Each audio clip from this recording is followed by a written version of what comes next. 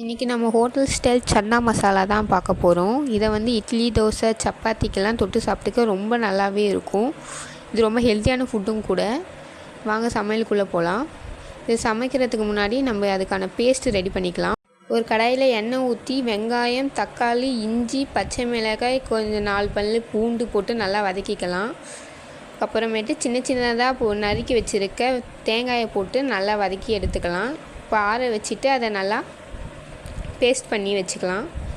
இப்போது அதே கடாயில் எண்ணெய், கடுகு, சோம்பு, தேவையான அளவு அந்த பிரியாணி ஸ்பைசஸ்லாம் போட்டு வச்சுக்கலாம். பட்டை, கிராம்பு, சோம்பு எல்லாம். இதுதான் நல்லா குழம்புக்கு நல்லா வாசனை தரும், நல்லா டேஸ்ட்டியும் நல்லா தூண்டியும் விடும். அதனால தான் இதை போட்டுக்கிறோம். கடுகுலாம் நல்லா பொரிஞ்சதும் நறுக்கி வச்சுருக்க 2 பெரிய வெங்காயத்தை சேர்த்துக்கலாம். வெங்காயம் நல்லா பொன்னிறமாக வதங்கட்டும். வதங்குற வரைக்கும் நல்லா கலரி விட்டுக்கலாம். வெங்காயம் நல்லா பொன்னிறமாக வதங்கினதும் நறுக்கி வச்சுருக்க தக்காளியை போட்டுக்கலாம். அப்புறம் தேவையான அளவுக்கு உப்பு போட்டு நல்லா கலரி விட்டுக்கலாம்.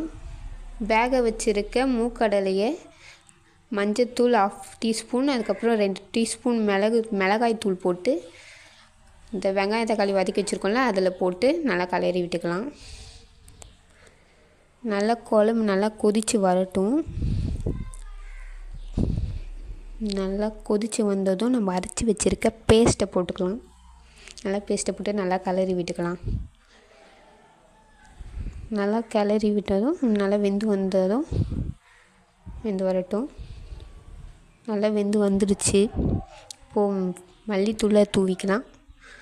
சுவையான hotel style chana masala ready ஆகிடுச்சு. இந்த மாதிரியான ரெசிபிலாம் பார்க்குறதுக்கு நம்ம சேனலில் சப்ஸ்கிரைப் பண்ணிக்கோங்க. அப்போ தான் நம்ம போடுற இந்த மாதிரி டிஷ்லாம் வந்து உங்களுக்கு உடனே தெரியும். ஸோ சப்போர்ட் பண்ணுங்கள்.